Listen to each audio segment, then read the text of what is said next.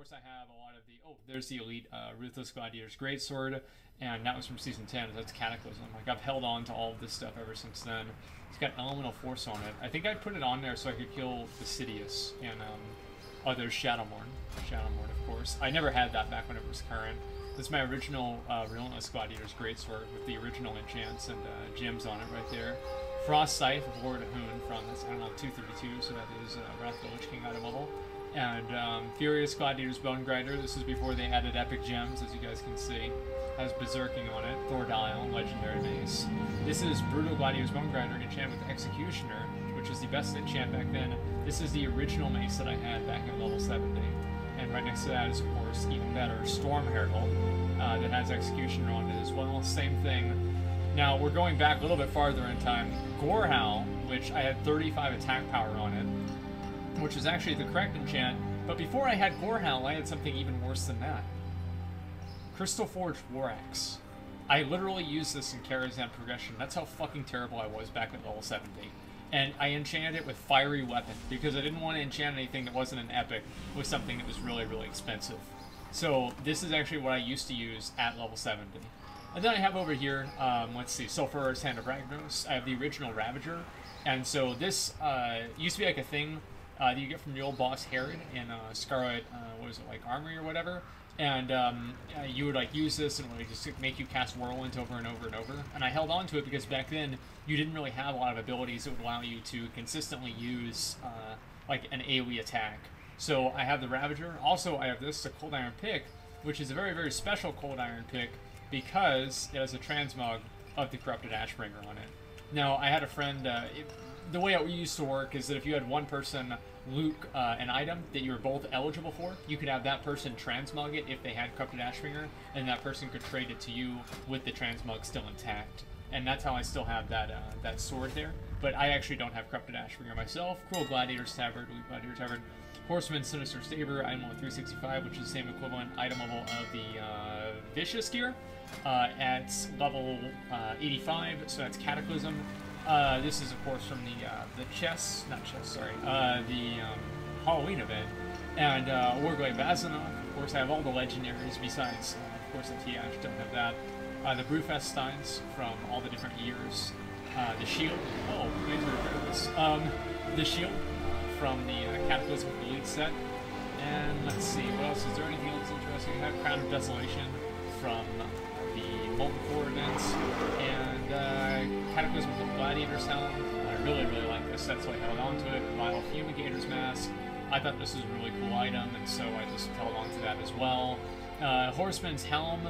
It's actually like really funny because this is item level 110, which is the same as Karazhan item level, so this is like from level 70. The original Horseman's Helm. It's like back in the day, whenever you ever saw somebody with this helmet, you knew they were fucking terrible. Like, even though the helmet had really good stats, like by the time they actually introduced this into the game, like Black Temple was out, and like you were able to get like Merciless gear, which is way better. So it's actually really funny for me to see people, like even now, like whenever I see somebody with a Horseman's Helm transmog, I just assume that they suck because of how it used to be back in the day. Hollowed Helm, I don't really even know why I have that. Helm of the Fire Festival, I always like that little item there. Mantle of the Fire Festival, it's a Storm Relic I wasn't sure if I was going to use. Let's see, some original Dragon Soul gear right there with the epic gems, and those are actually really hard to get with the best enchant on it and everything, and that's from the original Dragon Soul, like whenever it was current. Let's see what else we have. I had some of these. Whenever they introduced a wardrobe, I was not entirely sold on it working, so I was a little bit skeptical, and I held on to all of the elite gear that I wasn't able to re-obtain. So I still have all that, and maybe if they... I probably should delete it by now, but back then I was like definitely not confident at all. More Cataclysmic Elite Gladiator gear. I mean, like, why would I have this in my bags? When would I ever use that? Let's see what else we have in here. There's some other pretty interesting stuff. I just need to go through here. Of course, I have the WAD PV or WAD rings there. Oh boy, Tiny Voodoo Mask. This used to be an item that you got from Exhort Malacrast in the old ZA, and it would allow you to like cast voodoo gnomes on the target. I'll show that to you guys in just a minute here. And then on top of that, I have the Barov Peasant Collar, the original one. And this is the same thing. It did pretty much the same thing. but this one was a little bit stronger, and you can actually use this to kill people back in a day in like World PvP and all. So I have both of these items. I have held on to that. I've had this ever since level 60, and I've had this ever since level 70. Whenever it first came out. And let's see, what else do we have? What else is interesting to show you guys? I have this ring that I got from Shadowmoon Valley, and I thought it was useful because it could allow you to go invisible. So I held on to that. Engine eradication. My bad. Welcome to another episode of Allcraft. My name is Rich. I'm going to be your host today.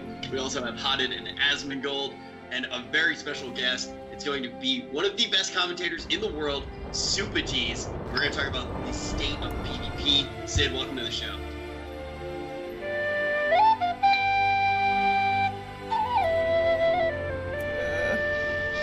Oh my goodness. Glad to be back, guys. Best performance ever. My camera is not on right now. It's a black screen, but we're back. It's okay. I'll fix it while we're doing it. You know, Season 2 has gone on without a single technical hitch. Exactly. It's been beautiful. It's been absolutely flawless. But we have a lot to talk about today. Obviously, we hit pretty much everything in PvE. Last week we had Sko on to talk about everything that went down with the actual world first race. We got to talk about the state of the game. But we haven't talked about PvP in a long time, and right now we're pretty much at the most important stretch for PvP in the World of Warcraft community, not only in arenas, but also with the Mythic Dungeon race coming up very soon. We have the first teams actually qualifying, but first, want to kind of put our eyes onto PvP. Sid, you've been commentating all of the tournaments. You've done NA and EU, I guess a total of, is it 10 tournaments this year, and then the Method Major? Yep, and then plus the online GCD tournaments too, so quite a bit of a trek there to get the top 12 teams for both Europe and North America. I think it's going to be an interesting show because it's a different format than any previous year for the actual regional event. It's not just a double elim tournament. It's going to be there's going to be way more content basically during the tournament.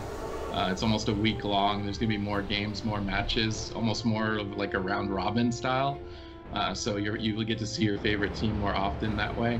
I'm interested to see who actually comes out ahead with that new format.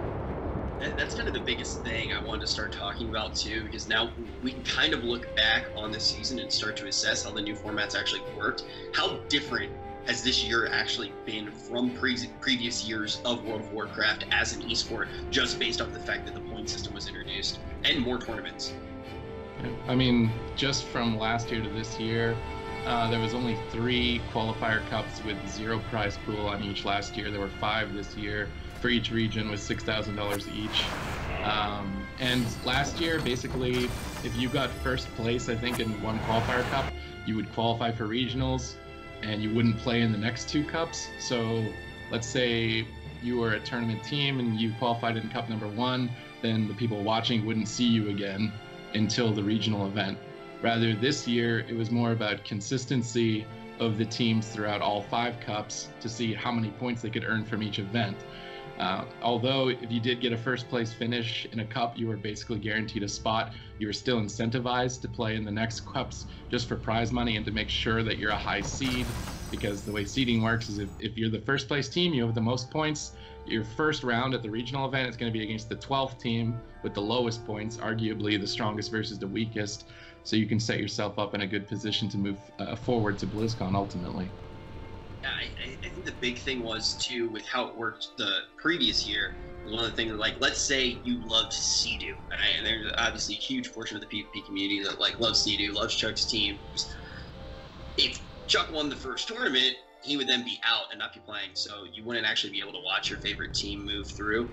It's also kind of cool to see, with Legion in particular, how patches have affected teams. I feel like we've seen a lot of different patches, and there are kind of questions of like certain people are they one patch teams? What do you think of that in general, with the way that the game actually does change from tournament to tournament, Sid?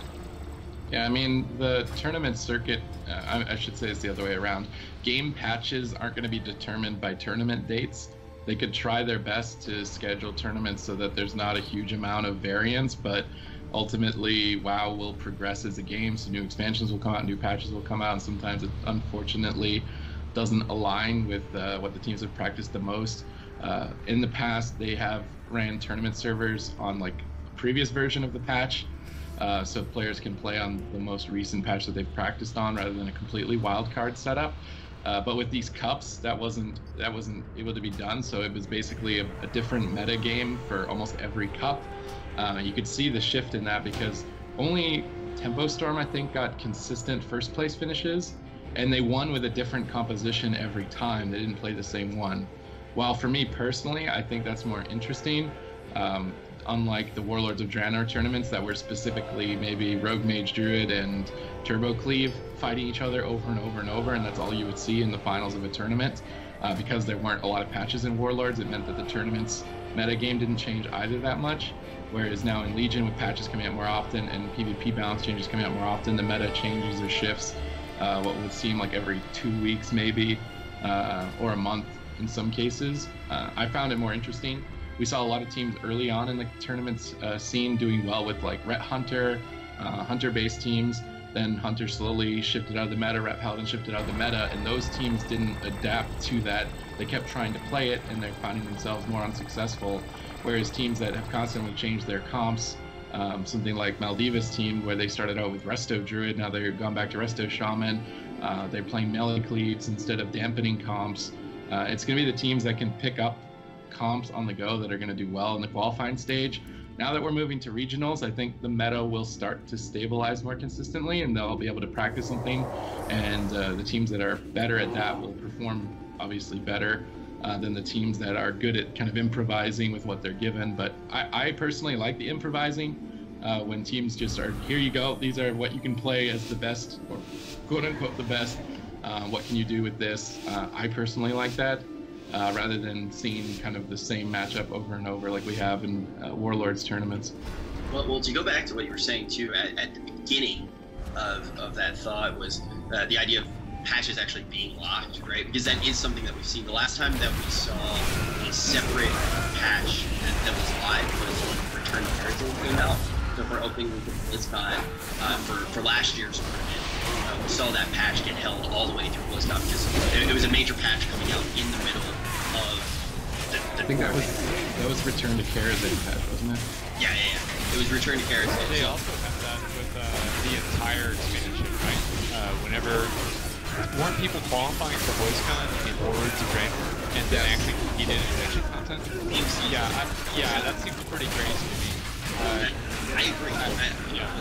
And that's kind of the thing where we're looking at, like, did things improve, right? Because I totally agree. Yeah, it's like, even to someone who maybe hasn't watched every tournament and just plays WoW and maybe doesn't even PvP, I think it's pretty clear that it's going to be a little bit weird to qualify on one type and then come in and compete on another one for like all of the marbles. The way that the tournaments are actually structured, everything points towards BlizzCon. So yeah, I agree that it's nice that that doesn't happen, and I think it's also kind of nice to not have to hold, like, let's say opening week we get a new patch in the middle of it. I think that they will hold it and all of BlizzCon will be played out on a similar patch. But I feel like at this rate, you almost need to be continuously introducing new patches with meta shifts, because that's the precedent that you set for the season.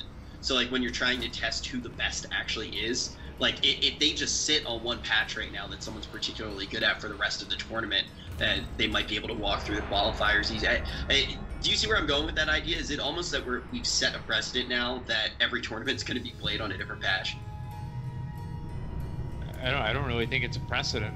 Honestly, it's just that it's happened. I think with the PvP templates and everything, because they're able to just change things so easily, it makes it a lot easier for them to just make those little micro adjustments. And like they've changed Warriors like 4 or 5 or 6 times throughout the patch. So if you were playing Warrior at the beginning of the season, it's completely different than playing it now. And I think there's a number of other classes that have had the same thing happen. So I don't really know if that's a good or a bad thing, but I do think it's kind of confusing for the players. But as long as the viewers are able to get a good experience, I don't really think it's that big of a deal. And also, I don't think they should really balance and build the game around like tournament play, if that makes sense. You started to touch on a pretty interesting idea, and I feel like it's pretty easy. I'll probably get some shit for this, but you always do need to kind of assess when can the players take a hit to make it a better viewing experience, because in the long run, that probably makes things better for the players.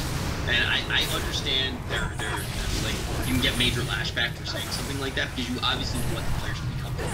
You want them to be set up to play their absolute best. You want the competition to be as fair as possible. But introducing a patch every single weekend, like I obviously don't think that that's the best, but let's say introducing a patch every single weekend would increase viewership, increase the amount of sponsors that would come in, but players are going to need to have to practice like way more and practice things that they're not comfortable in. You're actually making it a very valid career just by taking that hit, by having to put in more investment, by enabling those sponsors to come in and to build the tournament. So you kind of always need to be looking out for opportunities like that. Well, all of the players are competing on the same playing field. It's not like some of them don't really have to, adapt to the new patch, right? They all need to adapt to the new patch. So, assuming that everybody's at a relatively equal skill level, as long as the tournament games and like some people are able to practice on like one patch for whatever reason, and other people aren't, it seems like it'd be balanced, even if it is getting changed.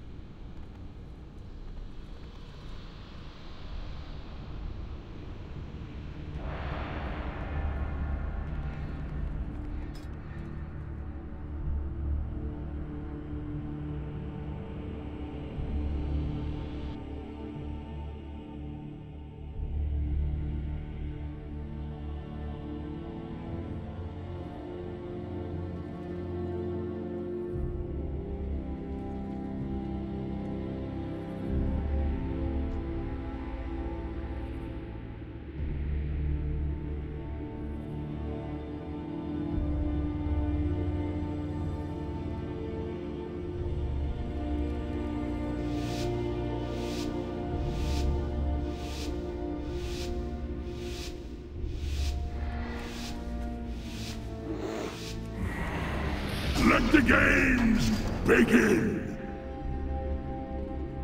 You bore me!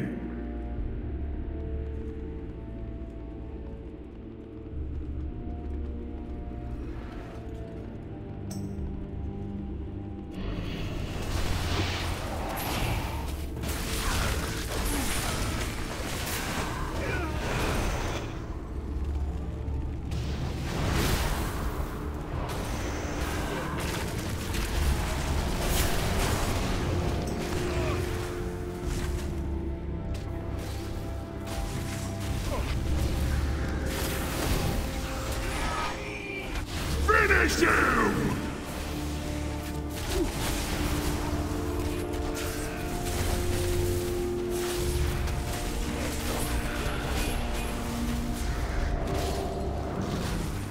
Yes! Yes!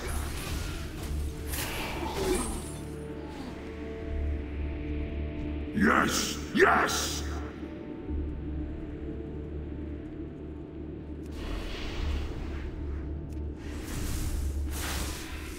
More bones for the arena!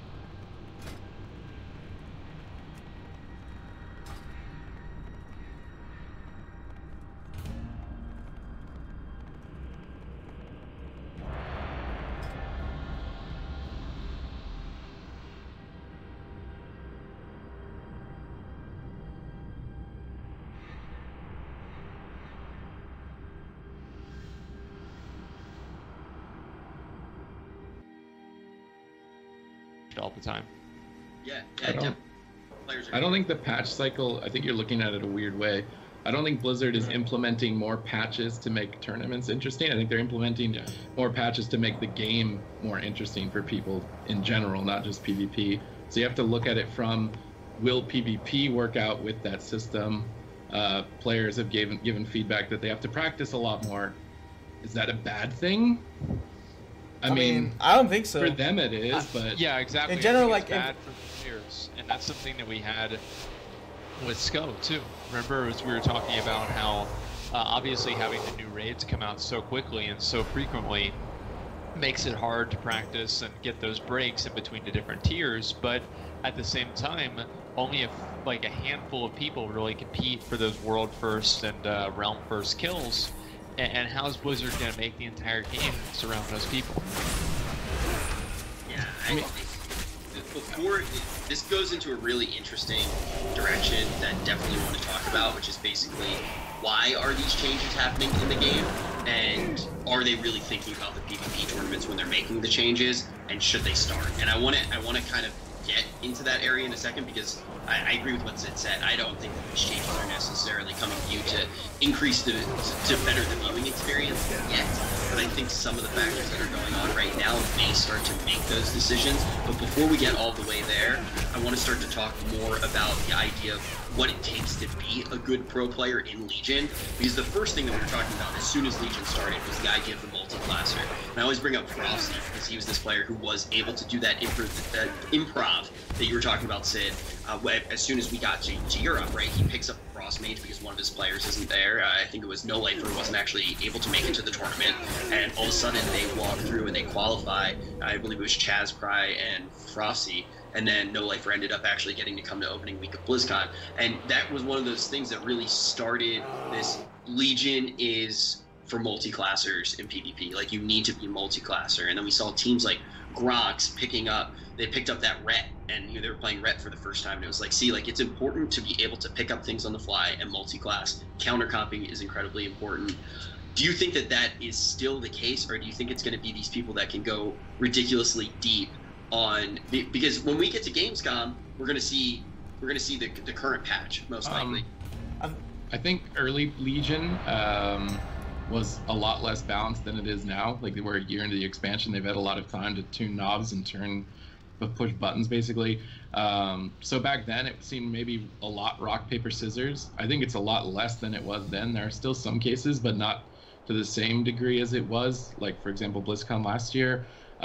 So like, some teams will say this counters this, but then I watch a tournament and this comp is losing to what they say should beat it over consistently, and it's like, well, is it a counter? Is it, or like, can you just play better? Or I don't think it's as cut and dry as it was. I do think it's important to be able to pick up specs, not even so much for counter comping purposes. It seems like as a pro player, what puts you in a bad spot is if your spec gets extremely nerfed to the point where you can't compete on it anymore. That is a situation I see that players switch more often than if something is just crazy good all of a sudden. If their spec is still in a competitive spot, they usually just stay with it, even if something else is slightly better. So it is important to be able to multi-class, but I don't think it's going to be like it was last year, where some people were logging on a spec the day of the tournaments because they think that it just counters what's in the meta and stuff like that. In particular, I remember one of the biggest ones was actually like was Asarogue getting just absolutely killed by Ret, right? Like, it was just like no question at all. That was one of the counter comps that was like very clear, and that's one of the things I want to hear everyone's opinion on, and that is the idea. Do you ever think that the game should have counter comps that are that linear, that clear? I mean, it was straight up like Ret could remove all of that poison damage that the Asarogues were actually trying to put out, or like basically like all of the damage that the Assassin was trying to put out. Is that something that's interesting to see players counter comp, or does it make for boring gameplay? I think it makes for interesting gameplay in like an RPG or something, but in an arena, whenever players know what to expect out of a competition or out of a game, I don't really think it's engaging for the players. I don't think it's engaging for the viewers. It just kind of highlights the rock, paper, scissors nature of the game, and it makes people value the competitive nature of the game less, because they're just going to assume that any team that does beat another team is probably some sort of counter comp thing as well. And I think that's just what an average viewer is going to get out of it. And I don't really think that having counter comps is really a good thing. Obviously, you're going to have classes that are really strong against other classes, like how mages have generally always been pretty strong against warriors. That's okay, but it really just depends on, I think, like, on the entire comp itself, not just really one class being better than another class. Before we hear from Supatees and Hotted on this too, while you're talking, Asmongold, I'm curious.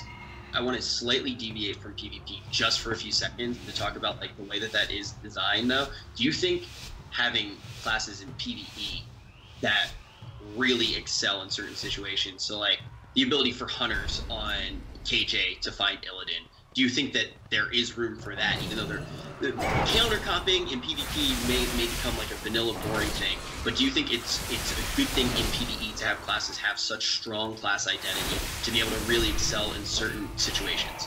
Well, it depends on what the situations are and how often the situations occur. So, like, Paladins have always been really good at AoE tanking, and in Tomb of Sargeras, in terms of, like, Mythic raids, there aren't really a whole lot of those. Also, you see with the Mythic Plus Invitational, there's a lot of the same comps that you're seeing. You're not really seeing a lot of, I think like you don't really see a lot of mages or windwalkers or monks really at all. What you're seeing a lot of is Blood Death Knights, up there as well. And of course, what both of them have, they have battle res. So both of them are able to bring in unique things that other tanks don't have, and that makes them more valuable. Also for healers, we're seeing a lot of druid healers as well, because again, they do have a battle res. So the meta for Mythic Plus Invitational is kind of a pretty good example of why it can be kind of annoying to see like different classes or comps, over and over and over, because you're just seeing the same thing consistently, just because of like one specific thing that they have. And I talked to I think I talked to Quinn about this yesterday, or he was talking about it on the stream. And in Mythic raids, obviously your battle reses are kind of, they're staggered out, but in a Mythic Plus dungeon, if you have a wipe and you have like 3 people die, you can effectively salvage that entire wipe by rezzing somebody, then having that other person res somebody else, and then completely recovering the run. So I think PvE is a pretty good example of how counter-comping and how having some classes that are just extremely strong can make the meta kind of boring, and also it can be very frustrating for people that aren't part of that meta, because everybody else that looks up and they see that, that's what they're going to think that they need as well. Yeah, and we're definitely going to carry to all the ideas about the Mythic dungeon race, but Hod, I definitely want to hear from you on this. Yeah, well, I don't know if you guys remember in TBC, there was always like the ladders were infested with RMP and WLD and like Warrior Rogue, Warlock Rogue, and like you always saw like those iconic classes being super powerful, but you didn't see those exotic specs like Elemental Shaman, or I guess Elemental Shaman was really good, but maybe Balance Druid or whatever spec might be available. So I think that the current buffing and changes of classes does benefit everybody, because at the same time, if you're not in the tier 1 section, then you might not be able to play the entire season. And then if you get buffed later on, it's like, okay, after analysis, you get buffed, then you might be able to pick up some rating, pick up some arenas, and be able to participate. But at the same time, you have to question yourself, how hard are the changes, how big are the nerfs, and we have to kind of see what happens. Yeah, I think it really does matter in terms of the severity of the buffs or the nerfs, right? Like at the beginning of the season, Warriors were like just literally one-shot people, and they've nerfed them a number of times where obviously that's not happening anymore. And there have been a number of other classes. I think Affliction Warlocks have gotten nerfed a number of times as well. So if you compare the beginning of the season to the end of the season, there's a huge difference. But as long as the nerfs aren't just absolutely somebody going from being completely top tier to completely bottom tier, I don't really think it's as bad. Yeah, well, one of the things when you look at Warrior in particular, I remember it was just you were getting Tactician's procs off of Hamstring, you were getting insane damage. They were broken. Like, they were by far the strongest thing. Like, pretty much every comp. Thunder was really big. The Mage Warrior was really big. And then once those nerfs came in, I feel like Warrior kind of fell off the face of the earth, then came back. And I think when we're dealing with these multi-patch environments, seeing things fall off a little bit, that gives new players a chance to really shine. And it gives teams like the teams that can improv and have like a solid fourth guy really get to pick up steam. And then still, because the class does come back a little bit later on, it doesn't completely ruin anyone's tournament career. I feel like that's actually kind of a good thing when you have something like Demolocks in particular too. They were one of these classes that was just incredibly strong now they're. I can't remember the last time. yeah. I think I haven't seen a Demonology Warlock. The buff was, or the nerf to stamina was like a 15% nerf. That was probably what. They also nerfed Soul Link too, and Yes. the two of those, it just made them not really as viable. I don't think. But it changed the entire meta. I mean, like, that's the thing. And the meta now, I think, is in a healthier place than it was then, just based off of speed. But right now, we're kind of in that. We're really in a melee cleave meta. Yeah, right now, like, I wanted to say something about it. Like, I played a lot this season, and my main, like, I don't play melee, and it's really hard to play melee when I'm in Germany and my main account is in US, and I play with 200 and 250 MS. It's like you're like trying to chase people down, and the auto attacks aren't even hitting. Yeah. But so I choose to play casters, right? What? I said just play rogue, you'll be fine. Yeah, right. No, it's even Shadow. worse. I've tried it. Like it's worse. But at the same time, like I, in my opinion, I thought the meta was super stale for casters, or at least for after the change to balance with, super stale to balance with. Melee druid, like I fight melee teams 95% of the time, and like maybe it's the stream trying to agree with me or whatever. But whenever I stream, people also agree that 95% of the teams that they face are Demon Hunter Warrior or just that melee heavy meta that, in my opinion, makes the game super boring. And there's these tweets from Dumili and from other pro players that say like, don't over-nerf the classes, buff the weak. But then at the end, you create like this explosive damage metric that you might not be able to control. So what do you guys think? What do you guys think about the whole situation with the current season? I mean, it's been a huge sweep since the start of the Arena Cups, like back to Arena Cup 1, where Demonology Warlocks and Resto Druids were the most played combo of specs. They had high synergy with lots of damage reduction at low HP, Druid Bear Form, like the combo of everything made them incredibly tanky. That's when we saw teams like Enjoy Legion, Walrix's team from Europe winning, Kolo's team with Maldivo was doing well, Sidu was playing this comp as well, and they made changes to Demonology to reduce the tankiness, not only because games were just incredibly long and unenjoyable as a result, it was just impossible to kill the other team until an exceedingly large amount of dampening. So I feel like the appropriate changes at the time were made, and basically casters have been nerfed since then. They nerfed Elemental healing, some Shadow Priest healing, the Boomkin armor more recently, and basically cutting down on the tankiness because those are the games that generally are more unenjoyable if they're exceedingly long. But at the same time, PvE changes hit with those huge buffs to Warrior.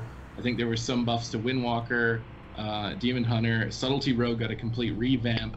So what ended up happening is these melee classes that weren't this powerful back then are now this powerful, and all the casters didn't catch up after their nerfs from prior. I don't think it's a massive gap, but yeah, I would agree that the meta is double melee. You put a Warrior, a Death Knight, a Demon Hunter, a Windwalker on the same team in any combination, and you've got a comp that you can generally do very well with. I think that if Resto Druids were in a stronger position, they would counter out the melee cleave, because typically as a melee cleave you see a bear, you go AFK, but if Resto Druids aren't there to kind of stand in the way of the two melee together, then you've got Holy Priest and Resto Shaman that melee cleave are just going to train down as the dominant healers. So it's like, do you go back and revert the nerfs to Demonology? Do you revert some of the nerfs to Ellie Shaman, even Boomkin or Shadow Priest, to put them in line? I think that would be a better route than nerfing melee, because or else we're going back to the same game we had at Cup 1 where matches are going to go to 55% dampening. Some casters are just too tanky. I personally think it's much more fun. Most of the game lengths in this last Cup were 5 minutes, 5 to 6, which I think between two equal teams is That's exactly the clock you want. That's about 2 full rotations of 3-minute cooldowns. So you get 2 opportunities. If they stop your first set, you'll have another chance with your next set to try and win if you're based around a cooldown like that, or trying to win off a strategy like that. We only had 1 game that was excessively deep into dampening, and that's because they played a composition that was just built to run away, and that's all they did. They didn't get anything done the whole game. All they did was try and run away. and then they just inevitably lost. And it's like you can't nerf that. Like, how do you nerf that? That's just gonna, the way they were playing. You could almost do that with anything. It's difficult to fix that when it's somebody in a team just building something to never die. I don't know how you exactly nerf that, but yeah, I would agree. Double melee right now is super strong. I mean, what do you think they should do, Asmon? Do you think they should nerf them or buff them? I mean, what happened is they redid subtlety, they redid arms, and they made them a lot better, effectively. And then going into the season, they were fucking ridiculous. Of course, because they weren't really balanced for PvE. They were balanced for PvP. Or sorry, they weren't balanced for PvE. They were balanced for raids and stuff, and not arenas. So people would go into an arena and just completely destroy each other. And really, I think it's better to buff other classes rather than nerf them. It's better the games are too short and people are able to kill each other too fast than things just take too long. And especially for, from a tournament perspective, it just seems really, really boring to just sit there and wait for people to have to wait for their cooldowns to come up, and then they use their cooldowns, and the other team uses a defensive cooldown, and then dampening's at like 20%, and it's just boring. And I'd really like to see games faster, and I think what you're saying, 5 minutes, is completely good. Like, 5 minutes is great. And I don't think anything should go, like, above 10 minutes, really. And, just in general, I think that the changes that they made at the beginning of the season were good, and if they could buff the other classes, the caster classes, to make them more competitive, I think that would be better for pretty much everybody, rather than just nerfing the melee classes. And also, like, you have to look at the individual players.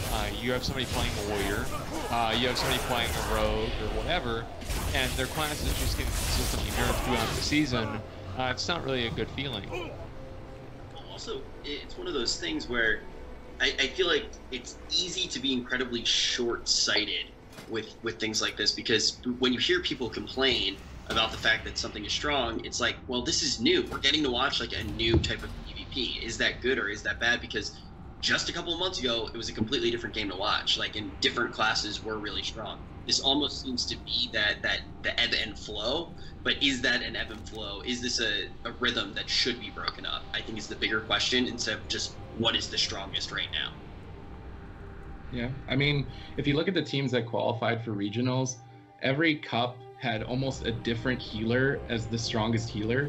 It went from Resto Druid to Disc Priest to Holy Priest Resto Shaman, a little bit of Way of the Crane Mistweaver. And what resulted is that we have 12 teams from each region, and almost every team, I would argue NA mostly has Shamans, EU mostly has Druids, but they have at least one team with like a Disc Priest as their main healer, and one team with a Holy Priest as their main healer. And then as a viewer, if you play that spec, you can attach yourself to that team. Be like, hey, this is my spec, I play Holy Priest, I want to follow this team. Whereas if it was just one meta throughout all the cups, if it was just Resto Shaman Holy Priest, then every team would be only Resto Shaman Holy Priest at regionals. And I think people are more interested when they can see their own spec on the tournament scene than they are if they never see it. I agree. Like, So, Yeah. I don't know if you wanted to. I don't know if you remember. I got the pleasure to be an analyst at the Method Major in A Cup, and we saw this amazing team that is a melee cleave, run by mostly a Holy Priest or a Mistweaver Monk, and they probably wouldn't have got airtime, or they wouldn't have qualified if the meta wouldn't have changed. And we saw like this amazing gameplay from Baby Rage, and what was the Holy Priest name? Somebody's? Envious. Envious played amazing and out of his mind, and it was really nice to see back and forth gameplay of that melee cleave setup particularly. But yeah, like I was saying before, I think buffing classes instead of overskilling and just trying to bring them up to par, like on the higher level rather than nerfing them down in the gameplay, I think is the way to go. Like the game length right now is perfect. 6 minutes, 7 minutes, it's great. What I personally don't like is community witch hunts towards specs. So for a long time, people already probably forgotten this, but for marksmanship hunters, people were on a witch hunt saying, oh, this spec has way too much crowd control, way too much damage. Everybody just hated it. And then it got put in a position where it's just at the bottom. Like, you can maybe play 1 or 2 comps with it, but it's down in the bottom. And you can see like community backlash if anyone asks like, hey, what about us? Can you buff us again? and then people in the community would just immediately be like, no, you deserve to be where you are. And it's kind of like weird how the WoW community deals with PvP balance in a way. It's like if something is strong for too long, they complain. Dumb. That's why. So Yeah, I mean, just people go need to on be more there. objective, basically, is what I'm saying. Yeah, that's gonna happen. Like, I've always said what they're gonna do. I mean, like, they're just stupid. And, like, you go on the arena forums, on the battleground forums, and it's people bragging that they want a battleground at level 44. Goddamn clowns. Who cares what they think? Like, I sure hope Blizzard's not making decisions off of that. But, yeah, I mean, let's be real. I mean, there will be people always complaining, and I mean, Super Teams, you've seen experience towards the Moonkin hate. That Moonkin's become good for like a few months or even a season, and everybody complains about Moonkins. But they haven't seen that mages have been extremely powerful throughout 9-10 seasons, which is like kind of weird. Maybe they're just not used to seeing Moonkins in arena, or maybe they're just not used to. I don't know. They're not used to that playstyle, and they just don't want to adapt, or they think it's annoying. So I don't know. That witch hunt does get really annoying sometimes. I agree. Well, one of the things that happens too is then the nerfs come in, and then teams go, "Oh, it's bad," and they just assume that it's bad, and then all of a sudden it's like, "Wait, it actually is still really valid." I mean, like when Moonkins initially got nerfed, they went from being all about Starfall to switching to being kind of more of a single target pressure class, but people didn't notice for a while that they were actually really strong. It was just like a few of the Boom King gods that really brought it back, and still a viable class in a lot of ways. But I want to take it a step further and talk about, like, you talk about teams complaining about comps and stuff and kind of saying that certain things just outright counter comp, and then they get into the arena and it doesn't actually pan out that way. It's been a big trend, and I know we've talked about it on the broadcast, Sid. Do you think that there are a lot of teams who go, okay, this beats this, and then they try and they're just wrong? Like, what's going on? Look at the finals of Europe Cup 5. I think it was ABC against Rocket Esports, so Ratify's team. They both technically main Rogue Mage healer. That's kind of what their bread and butter comp is. The ABC team didn't play it in the first best of 5 at all. They played what they thought countered Rogue Mage. They put just double melee together, try to the priest, drag the fight out, and they played what they thought would be the technical counter, and they didn't win a game. Then the next set, best of 5 came out to the grand finals, and they had a second chance. The second best of 5 came in, and they played the mirror. They realized, okay, we're not good enough on this alt quote-unquote counter comp to beat these guys. We need to play what we're good at and what our games are to try and win. They still lost, but they took games off of them in the series, and then just getting kind of thrown around. So I do think that people often try to take the easy way out and just say, well, this is rock, it beats scissors. Let's just pick rock, even though we don't play rock. And I don't think it always works, not for all the players or all the teams. I definitely think the teams that are practicing the most are generally rewarded for the wins of the teams that aren't practicing. So I don't agree with it so much now. I would have earlier in the expansion, when classes were much simpler, they didn't get the revamps, there hasn't been that much tuning at the start of the expansion. There's definitely more rock, paper, scissors. Like, mages beat rep paladins beat assassin rogues. It was like, if they logged into the game, they would win, but I don't think it's even close to that anymore. So people can't just say, this counters it, 100%, because I've seen it backfire already in the past 3 cups from Europe. People try to play Windwalker Death Knight, like in Poike's team. They main Rogue Mage. They want to, instead of just mirroring the Rogue Mage, they wanted to counter them. They played Windwalker DK, 100% counter, wins every time. They don't win a game. So I don't think it's as simple as it was to just log in. Yeah, I mean, it depends on how hard it counters. Like, I mean, there's a difference between being able to just remove all the poisons that a rogue does, and then there's a difference between maybe having like a 60-40 split like a chance differential. Or something. Yeah. I mean, it's like, like let's say you're playing against a mage, and you're a warrior in like Burning Crusade or Vanilla. There's like a 95% chance you're gonna lose, right? But if you're playing against a mage now, or another class now, let's say there's only a 60% chance for you to lose. Does that mean that you should probably change to a completely new class, so maybe you can get that 60% chance over a 40% chance? No, of course not. And I think it really just depends on how much they counter each other. And obviously, like the poisons, being able to spell that, that's way over the top. but with just certain classes being a little bit better in certain situations, I don't really think it's that bad.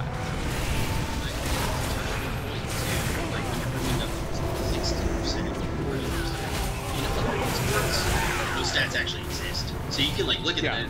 Let's bring up Hearthstone for example. I mean, there are very clear win rates with like when this card is drawn on this turn against this deck, like what's going to happen, right? That's a game that lends itself very well to creating stats. When you get to the really big esports like League, Dota, CS:GO, they have fans creating different stats. WoW doesn't have them, so most of the time, I feel like it's just the community getting really riled up. Like when you talk about these witch hunts, it's like someone just being like, "Oh, like Boomkin just beats X," and then everyone tweets out, "Oh, Boomkin beats X." Like they don't even really get like the practice in. It's like, who did you wargame against to actually test this? Well, there's like, nobody curating that information. Like it's just that's the question. Random idiot X posting Lost. on Twitter is mad because he got beat again. Like, and then there's a bunch of other random idiot XDs and LOLs and QTs retweeting him. Well, who cares? Like, I mean, just because there's some people that are bad and they don't really know how to adapt to the meta or something like that. And like, obviously pro players aren't bad, but you know, as things go on, like the meta changes a lot. And so it's going to take a long time in order for them to learn and figure out what's going on.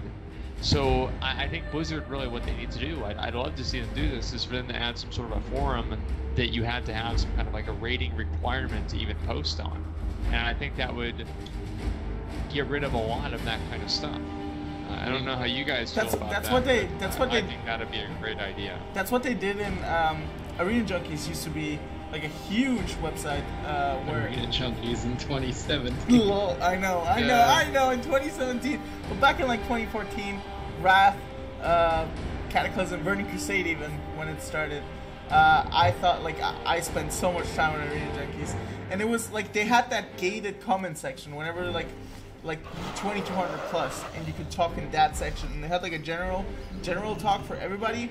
But I guess the elitist could talk in that certain forum, and I thought it was really cool because like you could talk with like people that, yes, some people might just get there because they were overpowered once and they just don't know any idea about the game. But you also have a majority of people that have a lot of knowledge and get into argument, or like not arguments, but rather discussions, hopefully, to dissect a comp, a spec, Shall we and get talk down to about it. business? Do you think that would be good for the, like, one of the things that we were going to talk about today too, and this is going to move away from competitive for a little bit and just focus on PvE and how it actually, or sorry, PvP and how it is actually played right now. Like, do you think that would be good as an actual forum for people to be able to pick up teammates, to be able to improve and actually learn what comps to play? Because Sid, how do you feel about that information right now? How is it disseminated? How do people really get PvP if they aren't in the community already? For me, when I started PvPing, I didn't start PvPing until like season 5 of Wrath. I was like a raider up until that point, and I actually raided with people, and then we tried Arena and we tried to play, and I got Duelist in season 5, season 6, whatever, all of Wrath actually. And then I think I said to myself, like, okay, at the start of Kata, I want to take this really seriously. I want to do well and get super high rated. And I actually just made a forum post. Legitimately, I just went on the Arena forums. I listed what I got for experience at the end of Wrath. A team contacted me. I transferred to their server. I got the highest rating I ever got in the game at that point. I was doing pretty well. Played in some tournaments. Didn't win the tournaments, but like in terms of what I wanted to get for my personal success, it was a great result. I don't know if people do that anymore. I think it's because back then you didn't have these like ahead of the curve achievements. You didn't have these cruel elite achievements that people are constantly link this achievement or you don't exist to me kind of mentality. Those achievements didn't exist back then. It was more off of your ability to play. People would try you out, play with you. If you sucked, they'd kick you. If you didn't suck, they'd keep playing with you. And it was much more based on tryouts rather than just, here you go, I have this sticker, I'm really good because I have this sticker, so you have to play with me. And people are like less open to trying to play with people that don't have it. I've noticed that is a big difference, actually. Well, I think most of the reason for that is, I mean, if you haven't gotten 2K, you're probably not very good, right? I mean, like, that's just 10 years, it's just like, here's the thing, is that you go onto forums for there's a bunch of people feeling like there's diamonds in the rough that don't have a head of the curve. They can't kill Jaden. There's some 870 rogue, next method up-and-comer, and it's just a delusion. He's gonna go in there, he's gonna miss Armageddon and get knocked off the fucking edge on KJ. He's gonna go in there, he's gonna try and cheap shot a pet.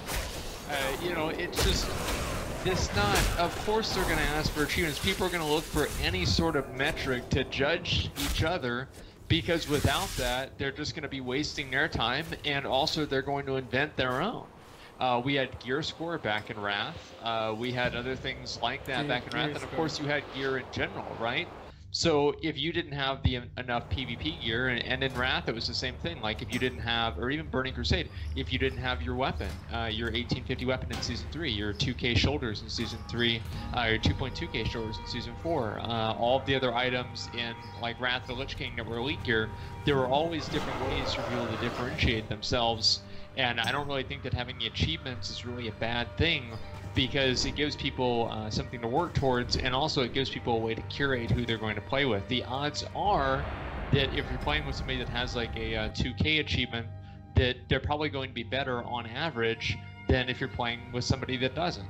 And I don't really think that's a bad thing, but what is a bad thing is how insular the PvP community is, and I completely agree with that. And Arena Junkies was a really good spawn for people to find different partners and play with each other and everything. And now, like, I don't really think that there's much of anything. I would love to see like a larger scale Discord server pop up for people to look for PvP partners. Maybe a forum on the official forums. I don't really know how well that would go, but I'd really love to see something added in that allowed those players to connect with each other, because I do think it's a really big problem. Like, WoW PvP is in a unique position that most other games aren't, that it does not have automatic matchmaking for ranked games. So because of that, it makes it that much more important for players to be able to find those partners and be able to play with them. And I just don't think Blizzard provides enough tools for people to do that. I think they provided the looking for group tools, and I've used it with my priest. Like, my priest has like 3 days played, and I'm trying to do like a last minute push to Gladiator on my priest. I think priests are fun. I guess that's a whole meta. That's another question. But I started playing with people from the looking for group that said, "Oh, I have 2,600 achievement experience." I'm like, okay, and I'm like, I'm 2.1 KCR, but I've been 2,900. It's like I give them a chance, and then I inspect them, and they have like they have reached 2K in the achievement list. So well, that's because what they said is not what they did. They're lying. Yeah, I know they're lying. But like, maybe enhance the looking for group tool. Maybe like add like certain achievements, or like a drop down list. If you're here's what they do in PvE. Yeah, okay. Here's what they do is that if, like, let's say I'm doing a Mythic Gul'dan run and I set the requirement to 920, some clown that's 845 isn't even going to be able to see the group. So what they need to do is they need to make it to where if you have a 2400 achievement, if you have a 2700 achievement, there's a separate tier of people that can only see your listings if they have those equal achievements. And it would be simple. And obviously they do that for PvE, and in PvP, item level doesn't matter, but experience does.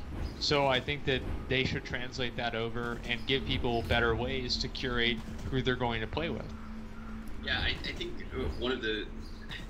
Also, if you are trying to get into a group and they're asking for ahead of the curve, just link it even if you don't have it. Half the time we're in there, it's not gonna check. Yeah, they see the name. I've done this too. Like, I've invited people, and like, it says in progress, and I didn't even notice that. And the guy comes in, and there's a reason that it's in progress. Yeah. But what you mentioned that other games, and it's one of the biggest differences is you actually have a way to kind of grind out and get that experience. Like, that's a big thing when you can just like queue up by yourself, and slowly you're gonna move your MMR up, right? So you don't have that in WoW. Obviously, though, like it goes really far, right? People will be doing normal runs and they're like link heroic ahead of the curve. Someone who's doing heroic ahead of the curve, like, that's a skill set. Like, they are in a skill set above what you need to do normal, but at the same time, you want to be playing with the best players. That's why people. Well, those people, they're not looking for a learning run. Exactly. It's like if I'm doing LFR on my stream, the minimum item level is 910. Like, I'm not, why would I bring people who are low item level if I don't have to? But, I think it's one of those things that gets me riled up a little bit, because it combines two different things. It combines people feeling like they're entitled to other people's time, that, well, they shouldn't have to, they shouldn't be able to require ahead of the curve for a normal mode run. So it's just like, oh, now I can't make the groups the way I want to. And then on top of that is that people feel like they're also entitled to be able to do it easier, right? And they're entitled to have people that have already done it come and do it with them. Like, why do people who have like a 2400, 2200, a 2K achievement, or conversely like a Mythic plus 15 achievement or a Kill Jaden achievement, why should they be expected to go back and play with people who don't have it? It's a completely different type of group. You've got the people that are learning the fights, people that want to first kill it together, all in a group, and then you've got people that just want to have a quick, painless emphasis on that run. And I agree, and I think that experience should be available for the top echelon of players, but how does a player get into it? Because there should be a place where shitty players can play with shitty players. Yeah, there is. It's a group finder. You just go on there and you look for one that says fun run. It's not gonna be, but there's a lot of people in there. They're gonna need to learn too. That's what it is. There are plenty of other groups and reasons. And like, what about the fact that it's an MMO? What about the fact that you can join a guild? You can make friends. Like, there's plenty of ways for players to figure this out. And anybody that's not able to is just lazy and incompetent. Yeah, and I feel like we should probably start to move back towards like Gamescom and stuff like that. But yeah. I do feel like we've lost some of that. Like, back in the day, players did build up their chops by joining a guild, and usually your first guild was really shitty, and then you eventually got down. That's right. You got something down. And people don't respect. They don't respect the climb. They don't respect anything. They want to start from point A and go to point Z, and there's not even a B. That's what it is. They don't respect. Society issue though. That's not even. Yeah. Wow. That's like. Yeah. World of welfare. Society. Yeah. Well, Everyone I mean, wants it's a different. Instantly. Yeah, but it's important that you make sure that you realize that the people that are doing that are just lazy. Like, you don't take it seriously. That's why I'm not taking it seriously, because it's not. Anybody that wants to get that stuff done can. Like, they're man right now. Yeah. Back in my day, I used to go try. out there. You go to the store. You talk to the manager. You go on there with a tie, and he's gonna give you an interview. And then now it's like people are, you got your 16-year-old kids like, yeah, you told me to apply online, and it just doesn't work, and the kid looks like an idiot. But I mean, that's what it is. I mean, you've got to have, that self-reliance and that ability to work for things. Nobody wants to work for anything anymore. They just want to start at the beginning. They want to just get carried through the instance with everybody else that understands it, because they believe that they're above the learning experience, and it shouldn't be taken seriously at all. It should just be assumed that they're like just idiots, and that's the way that I treat it. I have a question for you, Sid. Do you think the high, or like the higher, like let's say high is like 2200 plus, community got damaged when sites like Arena Junkies kind of like stopped gaining popularity, went downhill, and there was like there wasn't a place for people to like just hang out and like, I don't know, like say like, oh, I'm 2200 plus, I can finally post on Arena Junkies or something like that. Like, do you think it damaged? Yeah, say real talk. It's a real talk. Hang out and like. My long-term assessment is that if you play WoW Arena, you are super dedicated to it, right? And it's been around for a very long time. Yeah. So a lot of people that started out as super dedicated players got older. What happens when you get older? You have to make money. You have to pay rent. Your parents kick you out of your basement. Life starts to suck. And then you realize, I don't have all that time to keep dedicated to WoW PvP. It takes a lot of time to get your character even playable, then to maintain your skills. Like, I've seen people that were really good in previous expansions come back to Legion, and even though people say, oh, Legion's really easy, they can't just pick it up and be exactly where they were before. It does take some amount of practice to maintain that. So I think over the years, whether or not the game has gotten better or worse, the players have just gotten older. There hasn't been any support for like the pro level players, right? Most of the pro level players are popular streamers. They've maintained themselves throughout the years. Those are the people that we still have. There's no group of hardcore top level PvPers that aren't streamers really. And that's just comes down to you have to make money and pay rent when you get older. And I don't think the game is super appealing, again, for the societal reasons, to people growing up that want just instant gratification. They want to log onto a game, play it, do well, and then log off. It doesn't cater to that kind of play style, so I don't think you're getting new people to fill the shoes of the old people that were dedicated. I mean, there's a bunch of different solutions to that. Would just be a better esport for the game, like having more events, more prize money for players to play for. That would maintain the people that it has. It might intrigue other pro players to try it and switch games or something. But in general, like, WoW is a time-consuming game, and as you get older and you have less time to consume it with, you're gonna just err away from it. I think that's what happened. I don't think it really mattered that Arena Junkies is gone or not. I think it's just a dedicated fan base, and if they can't pay rent playing it, then they're gonna have to stop playing it. And that kind of just what has happened over time, really.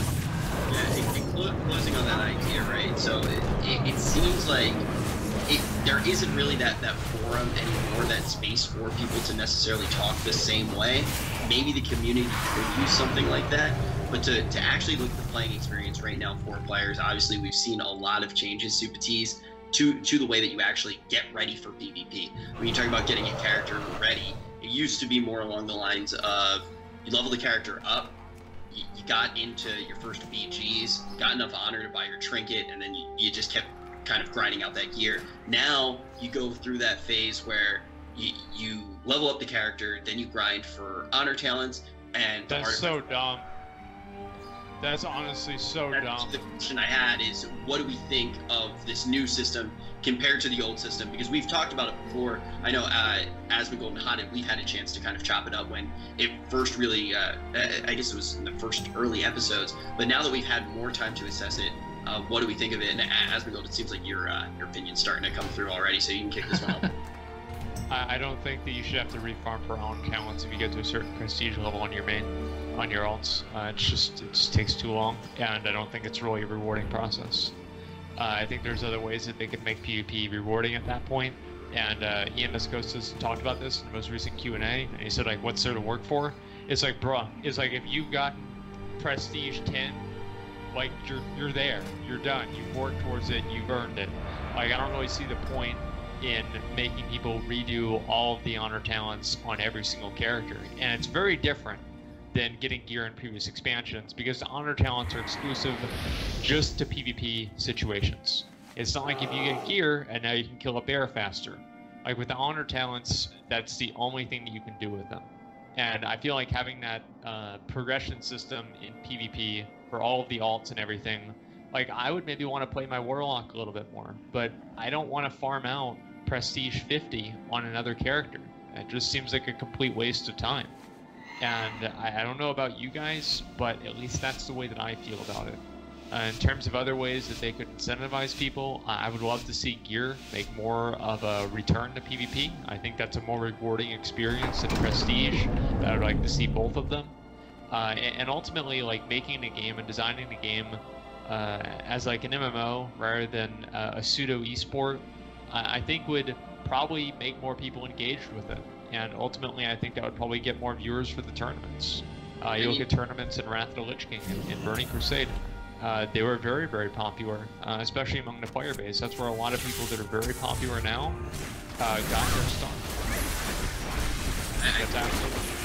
I think there's a clear way that you can just make the Prestige system reworked. I love the fact that Prestige was kind of brought into the game, but I do somewhat agree. I think having both systems of getting honor talents and also getting artifact power just makes it so tough to play alts. I actually recently, in the past weeks, have been playing a lot more with a lot of my friends, and it's like, oh, we want to try this out.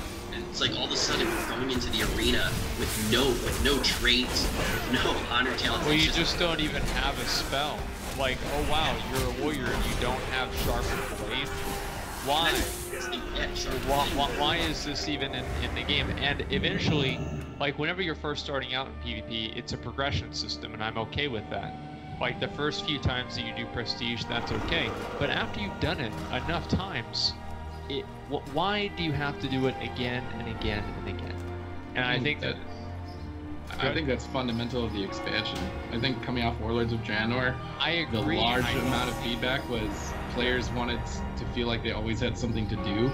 So Blizzard went in and out of their way to make it impossible for anyone to say, I don't have anything to do. They literally just made it impossible. It's like, do you have prestige to grind? Do you have artifact power to grind? Did you get your Titan Forged item level legendary upgrade 10,000? Did you get everything? Because no, well, you didn't. Okay, you got something like, to do. What? Yeah, you're like 941 item level. What? You're like 941 item level. Yeah, you certainly fucking did. You got better gear than I do. I still out there. Yeah. And that's the thing. They get you. Where's the little hamster wheel I've got? I obviously don't have a hamster wheel in my room, but if I did, I'd be doing like this. You're just going around and around on the hamster wheel, and it's like that's okay to an extent. And well, obviously not enough, or you'd have more PvP participation. I think it's in PvP, not in PvP's best interest, but in World of Warcraft's best interest, it is. I think that I don't think so. I just level. I mean, like having some level of things that you can work towards. Like WoD obviously was way like not enough stuff to do, period, right? And you're totally right. Like there was nothing to do in WoD to the point where I was running DRF every single night for nothing. So yeah, I would totally agree that they could do a lot better, but by just making everything else like some kind of an endless grind, I don't think that's really a solution either.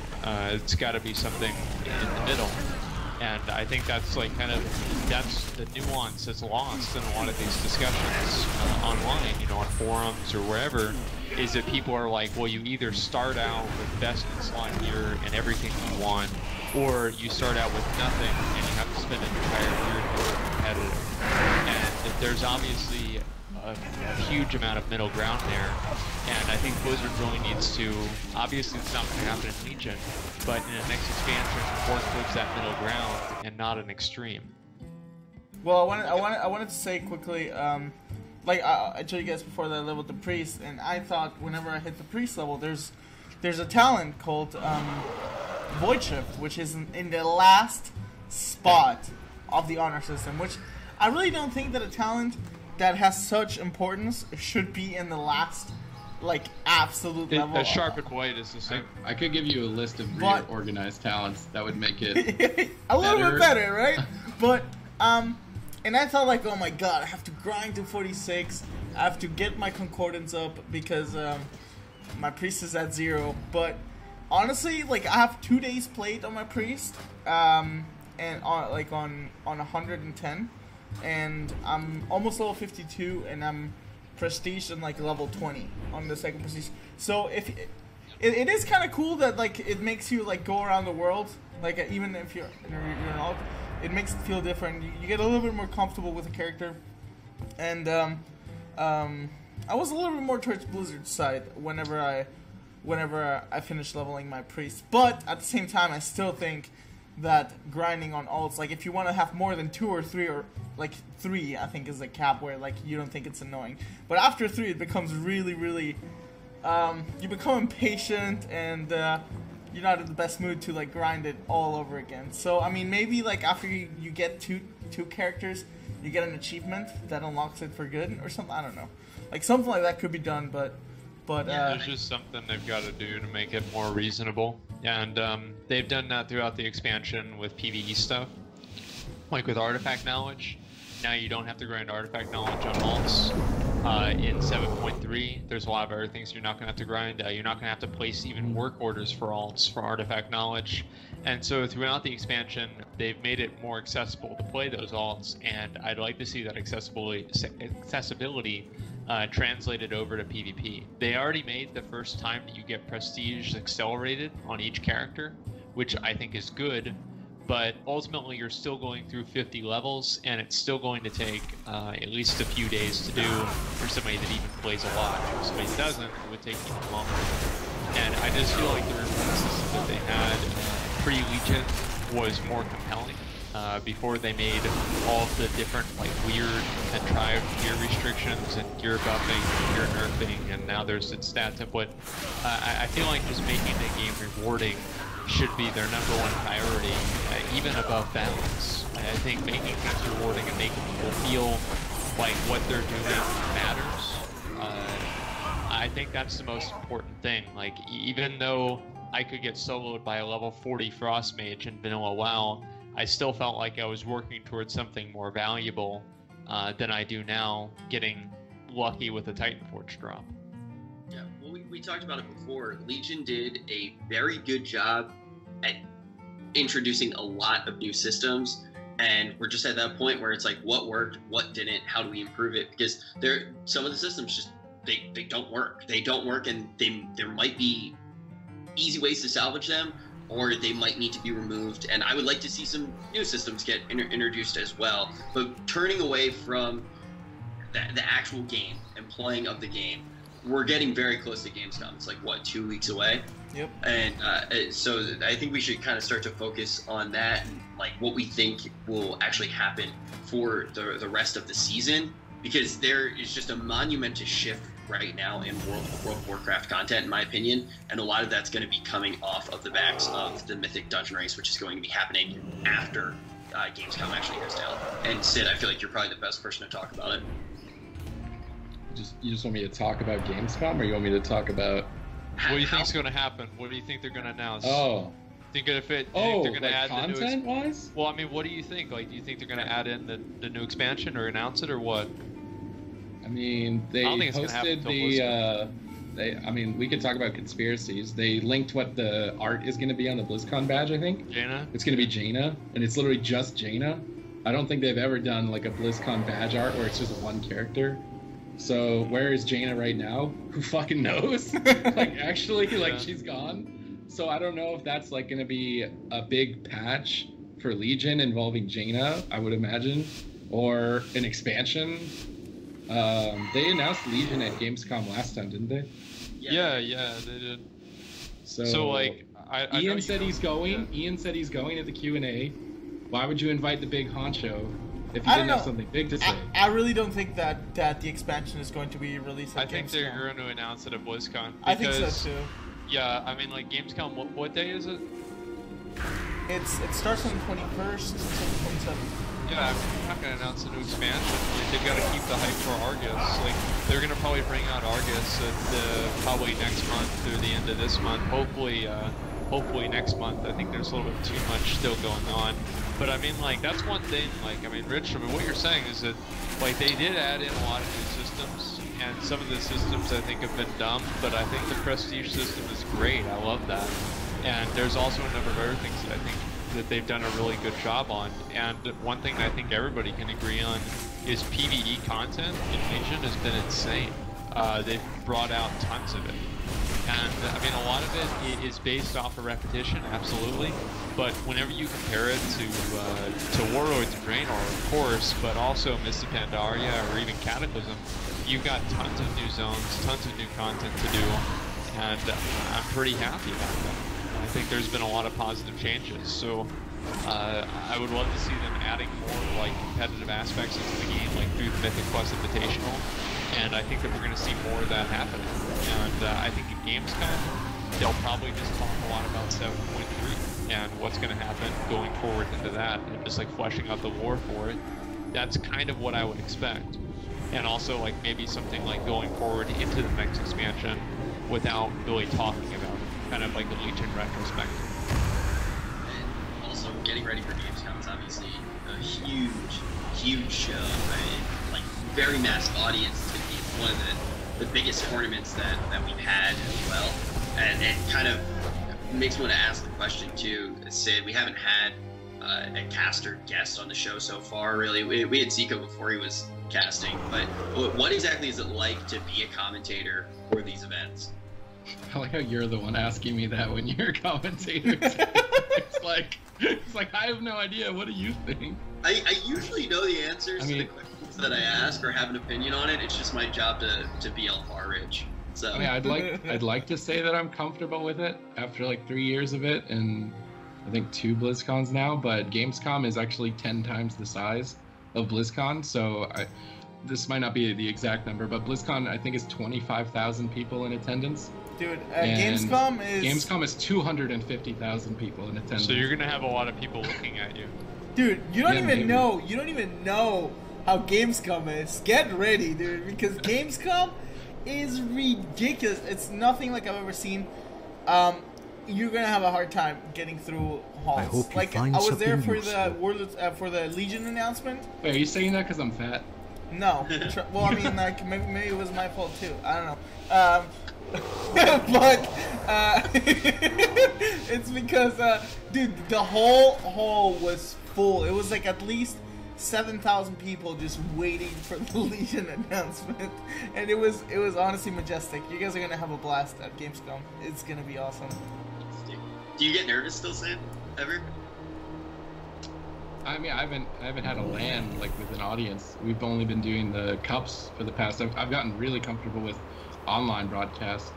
The one advantage I think I'm keeping in the back of my head is like it's in Germany, so I'm just assuming that maybe over half the people don't even speak English.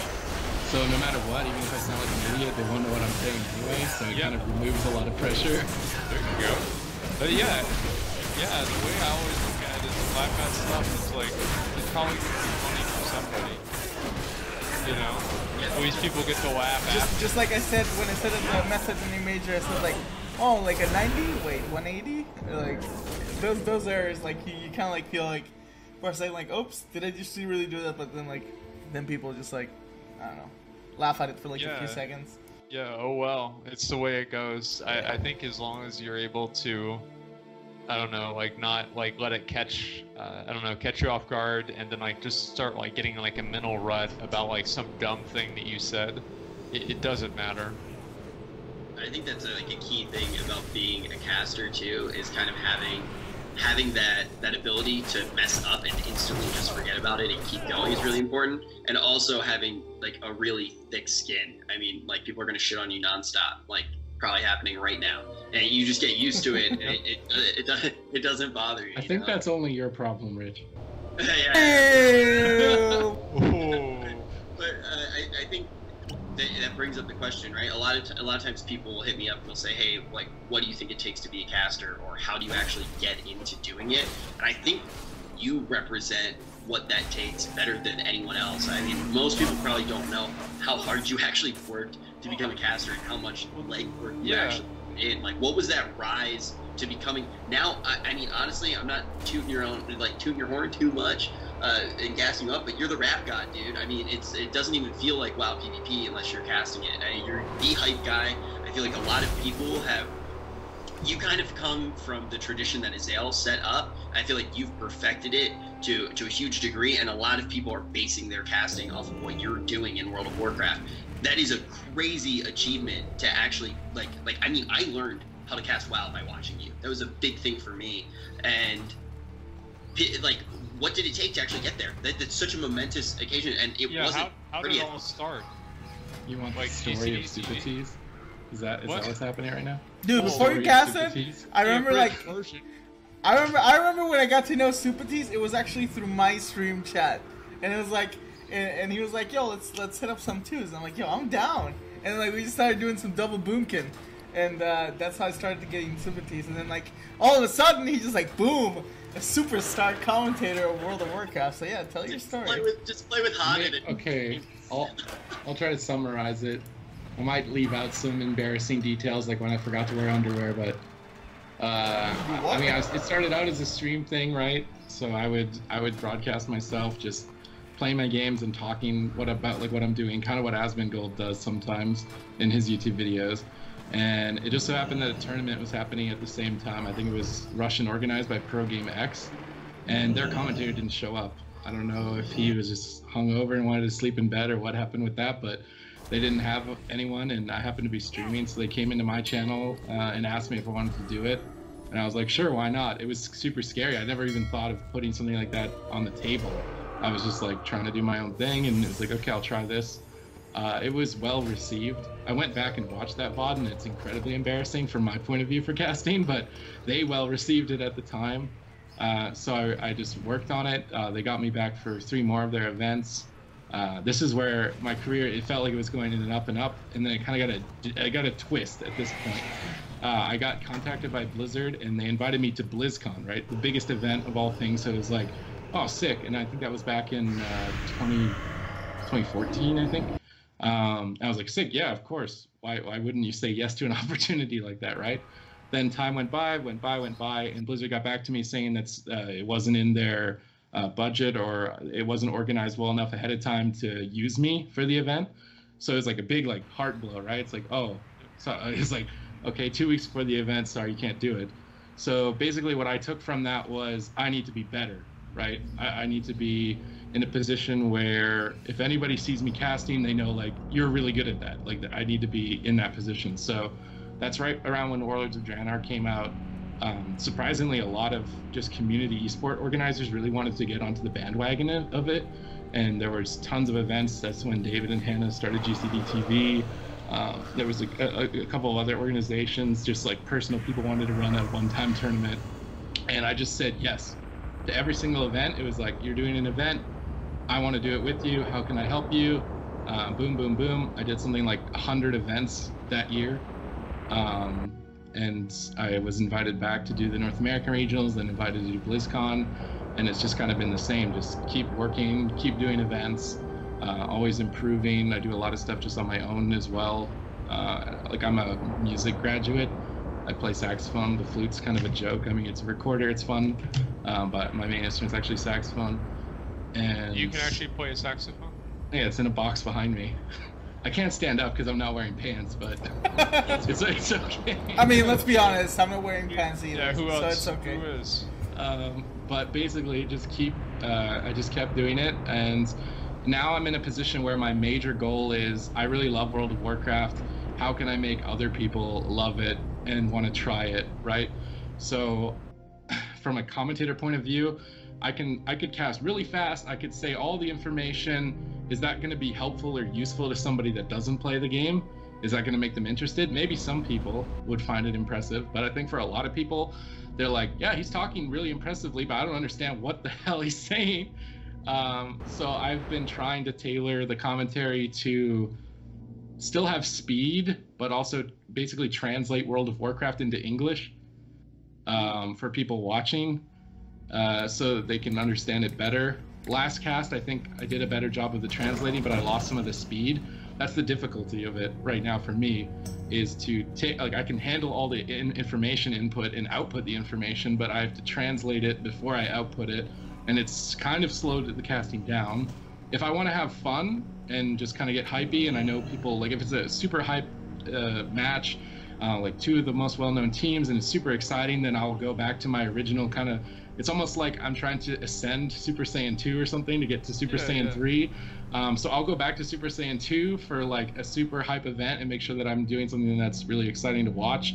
And then during the lesser well-known matches, I try to work on getting to the next level, is I guess what you could consider it. Because for me, my major goal is to just make people realize that, wow, 3v3 is fun. It's exciting. There's a lot of passion behind it. There's a huge history to it. I mean, there's tons of just legends that still even play. And just to make people love it, really, is just my main goal right now. Well, I think the tournaments and everything have really done a really good job to make that happen. I think that really whenever I first started seeing you doing commentary, and where I think that you really broke out was with GCD TV. That was really where things started to come together. And that was the point where I think after GCD TV was made and it started becoming popular and people started watching it, that's whenever WoW PvP had that resurgence. And until that happened, I think there was a pretty big lull period of like 2 or 3 years where there was very, very minimal investment, and that investment came back with the community and with you guys. And now look at it. I mean, you've got a lot of people doing PvP, you know, a lot of people like doing tournaments. I mean, look how much money Blizzard is putting into tournaments this year. It's insane. Yeah, and actually Hotted, it's crazy, like we're telepathically linked. It's kind of one of the things I want to jump into next. I'll show the tweet. Yeah. Yeah, show it. Before we get straight into it, I mean, I frequently, when people ask, like, the way that Supatis did it is like the work ethic is so important, and also like constantly assessing and trying to be better. And it also, one of the things that resonates with me is like the other casters that you're watching, they already exist. Be yourself. Like, people don't want to see people just copy other people. Try to create a cast that makes sense for your personality and like utilize your strengths. Yes, Sid goes super fast. It's awesome to watch. That might not be your thing, so if you're trying to do it, try to find your own style. Well, but look at rappers. Like, you've got Busta Rhymes, that's Supatis. You've got Snoop Dogg, completely different. 21 Savage, completely different. Like, all of these different rappers, I mean, like, Chance the Rapper, Kid Cudi, Kanye West, Eazy-E, everybody has their own different way of rapping. And Not I think it's the all same who thing. wander Yeah, there you are go. lost. And everybody's got We their own must- different way of doing it. And I think that if you come on to Though her it and you're form trying has to be shattered, just like somebody her light else, the has best not thing that you left can us. be is Not almost like yet. somebody else. Her And light if you want to cannot have be people allowed take to you fall seriously, this is into with darkness. anything, is We you must gotta be safeguard yourself. what You we gotta, can kind of, within the you gotta take crucible. what other people do. You've got to improvise on that, and you've got to improve on that. You have to make it your own. And I think that's what basically every successful person does. You can't just be a copy. And on top of that, too, the other thing that Sid really showed is there are going to be those moments where you think everything's coming together and all of a sudden it goes wrong. And that's when you need, if you really want it, you need to be working really hard. There was a tweet that came out, it was from Halinka, and he said, question, how do I get a job in esports, and answer, and he actually Will you retweeted join something that our Elbreth said, cause? who was one of those guys from GCD TV that really started everything. And his tweet said, Not since all. February, The I've worked on Legion 11 has Blizzard invaded Cups, your 4 GCD world. Cups, 2 Method Majors, Now all for the road look to upon BlizzCon. I eat, breathe, and the sleep beating #WoW heart Esports. of the And Legion. not only Soon I was shall that an interesting tear thing it to see how hard out. people were working in the community, we saw Olivia actually jump By in there the and start light. to talk about things. What And she have said, they but done don't to work my for free, world? build transferable skills in comparable markets if you Will can't go you straight join into esports. our And cause? this entire conversation is really We interesting. must You're having unite Halinka, against the Legion. Olivia and Elbreth all kind of chiming in, Chronokai getting Crystal. their opinions on what it takes to move into esports. And the thing that Olivia brings up, and Olivia I also credit to be one of the most important people in my career, really getting me started. People Come, are speak with trying me. to take advantage of you in The esports Vindicar so is at your frequently. disposal. It's new. People try to take advantage of young people who are passionate about stuff. Do not let that fucking happen to yourself. Don't let it happen. And if you are trying to break into esports, I guarantee you, at least one time, someone is That going to try to should fucking do it. scam you. I am If you ever adding the feel like you're in a coordinates shitty to our place, beacon feel free to hit me matrix. up, because it's disgusting what some people will try to do, and you need to be taking The light welcomes you, things that champion. aren't ideal to grow. I mean, it's the same Light thing that guide we talked us. about in The WoW, Legion right? Like, has you're not gonna assembled a jump straight sizable to force Method, by right? those You're not siege gonna jump cannons. straight to the world for Illidan skills. should already you need to be build there, yourself up. weakening you need to their learn how to do positions. different things. And what Olivia says is like very interesting about trying to build skills in different markets. But sometimes you might need to take something that's not paid, and I actually think sometimes you do need to take that, but just it should always be obvious and it should always be clear, and you should never be getting taken advantage of. Exactly. If you don't know how to make those decisions, it's not right for you. If you don't have the instincts, you're not ready for it. Like, I mean- that's what it is. Is it if you can't make those decisions on yourself, if you got to have somebody else tell you what to do, everybody needs help. But at the same time, you've got to start building those instincts yourself. Sometimes you take things for free. Sometimes you do it for money. Depends on the situation. You can't do anything based off of a paradigm, based off of an algorithm. Everything is different. Make decisions on an individual basis. If you can't do that, you're not ready. Yeah, That was more deep than I ever thought we'd get to. That's it, yeah, that's it. And it's like people that always like trying to, you know, like read books and shit on how to do stuff. That's not how it works. It's not how in the real world, you know? Yeah, I mean, look, Yeah, I mean, there's no easy way.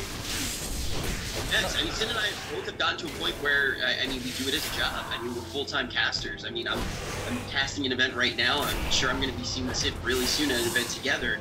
But the thing is like, we still do work for free sometimes. Like, everything that we do for GCD TV is volunteer. Why is that volunteer? Because Up it's ahead. good for the community. A we're great volunteering evil right prepares now. to I'm strike. volunteering right now. Stand ready.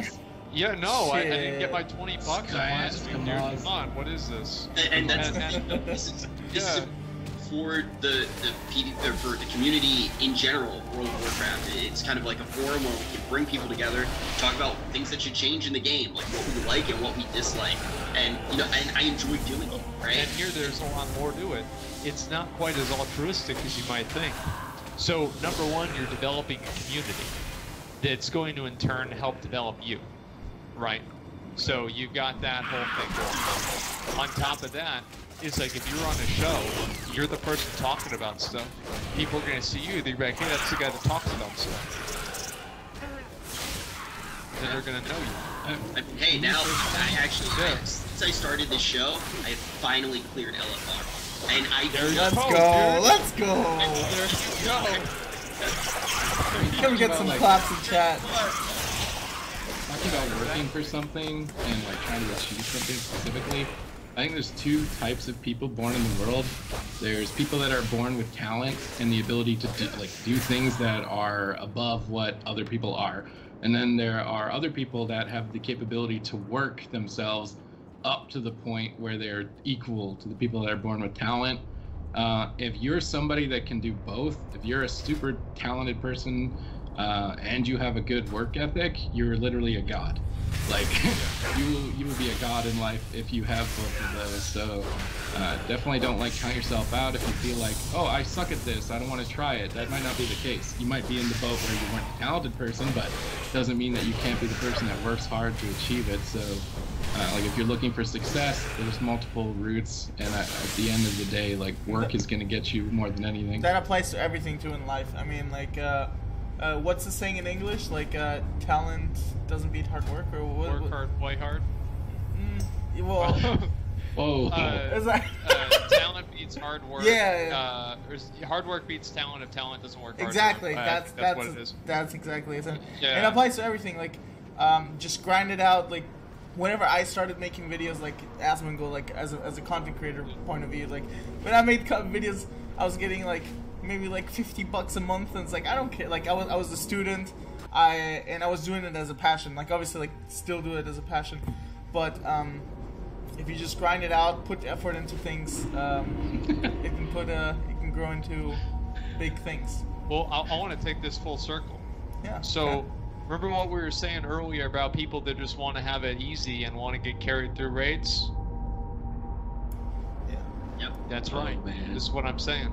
Oh, That's what I'm saying. shit. It's the same Holy people. It's the shit. same people that just want the carries. Is you got to get in there, you got to work for it, you got to try for it, and you've got to be doing it every single day. Some people come in there with advantages. They've got friends. Maybe they have a better computer and you're playing on a Game Boy. But whatever you're going to do, you've got to put in a lot of work for it. And if you want to be successful in a video game, in World of Warcraft, it's the same thing. No matter what you're doing, you got to put a lot of work into it. There's nobody that's just casually successful. They're like, oh, oops, I accidentally am successful. It doesn't really happen that way. The worst mentality I hate right now from even people in game and in general is oh my god, you put the meme on the stream, I'm watching and I can't stop laughing. It's this idea of money is all that matters. Do whatever is easiest to make the most money, and that's success. That's kind of what the general accepted thing is of humanity, right? It's I want to own an expensive car, a big house, a successful family. That all comes from money. So if I can earn money the easiest way, then my life is successful, right? maybe I'm just a hipster right now Well, when I say like what I'd it rather. is- I Yeah. agree with Go you. ahead. Go ahead.